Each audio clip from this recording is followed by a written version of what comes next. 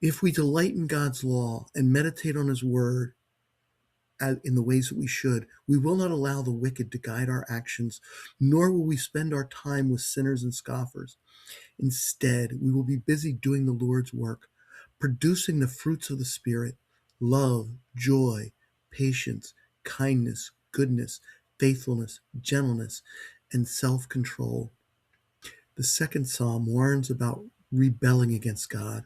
The peoples of this world form their governments and think that they can silence God's word and stop God's plan by joining together. They think they have been bound by Christianity and can free themselves from God's tyranny by outlawing Christian practices. God laughs at their plans. He has decreed that Christ rules the world, and he will break those who turn against him. The wise ruler encourages the worship of God and fears him. That fear will lead to rejoicing, but those nations whose rulers rebel against God will fall. In the third psalm, David expresses his feelings of isolation, that the world is against him. Despite his enemies saying that God will not save him, David nevertheless puts his trust in God.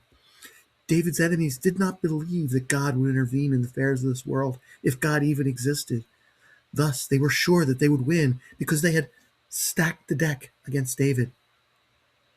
David put his trust in God and gave credit to God for his victory over his enemies, even before he had that victory. The fourth psalm continues the theme of calling on God when in distress. If we remain faithful to God, all our enemies will have to use against us will be vain words and lies. We must be careful not to let our anger, justified or not, to lead us into sin. Do not sin in our anger. If we put our trust in God in our distress, God will cause us to dwell in safety. In the fifth psalm, David reminds us that God will not allow evil into his presence, nor can those who boast come into his courts. He wants nothing to do with the bloodthirsty or the deceitful. God's steadfast love will guide us into his righteousness and make us bow down to him.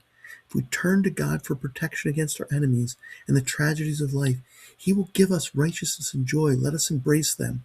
Psalms 8 praises God's name and shows us how majestic and glorious he is. God is a mighty craftsman who's made the entire universe, the stars in the sky and the moon above. Despite how small and insignificant we are in this great universe, God cares for each and every member of mankind. He has given us dominion over the earth and all that is on it.